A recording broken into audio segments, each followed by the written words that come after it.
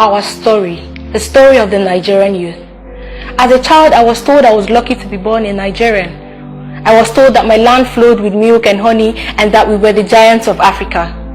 I was told that we represented the black race and that my country was on the path to greatness. Some of my schools had doors, windows, and some tables, while some had no doors, no windows, no tables, and no form of electricity. I could hardly hear my teachers over the din of Lagos generator. I was promised books that never came and taught by those who themselves needed teaching. This was my foundation.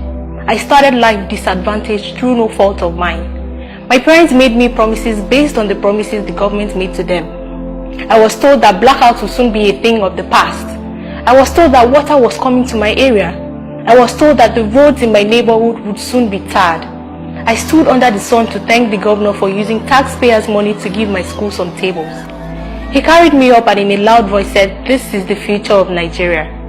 They all said I was the future, but their actions clearly showed they didn't believe there was a future. As I prepared for university, I found out that no matter how hard I worked, that my name, religion, and the part of Nigeria that I came from mattered more than my hard work. My parents never told me that it was more important to buy handouts than to read. They never told me I was the object of my lecturer's affection. They never told me that a 4-year program could take 6 years.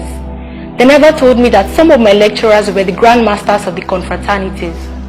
I was not told that it was easier to save money to pay for whatever grades I wanted than to read for the grades. I am now a graduate despite and in spite of it all.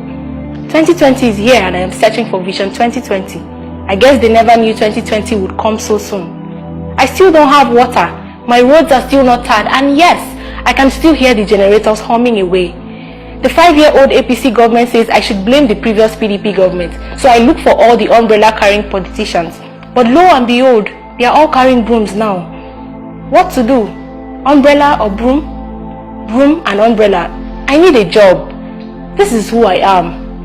I am the Nigerian youth. I am not lazy, neither am I corrupt. I could compete globally if I had the right tools. My Nigerian education has not prepared me for the world in which I live in. I would work if the jobs were available. I would farm if the farmlands were safe, if I had guaranteed off-takers for my produce, or if I had access to processing facilities within my area. I could start an online business if I had access to steady power, good and affordable internet, money to buy a laptop, or access to a techno park with shared services within my district. There are so many things I could do if my government would provide the enabling environment for me to thrive. I've been meaning to tell you that your minimum wage doesn't cover my monthly transportation.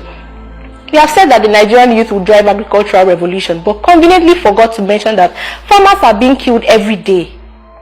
You have now promised to enlist 1 million Nigerian youth into the army to fight Boko Haram. The same Boko Haram that was created by a politician who roams the streets of Abuja freely, while tens of thousands have been killed and millions displaced. The same war that other nations use one precision-guided missile to end, while my government shares contracts for the supply of bullets and AK-47s. Daily, I see videos of our troops fainting because they lack water, pushing their armored personnel carriers or protesting one thing or the other. Sorry, but this is not the kind of job I want. I will consider enlisting only when I see your children enlisted and in the front lines. Those of you who created Boko Haram should bring your children back from Europe and America to fight Boko Haram. Your war, their fight.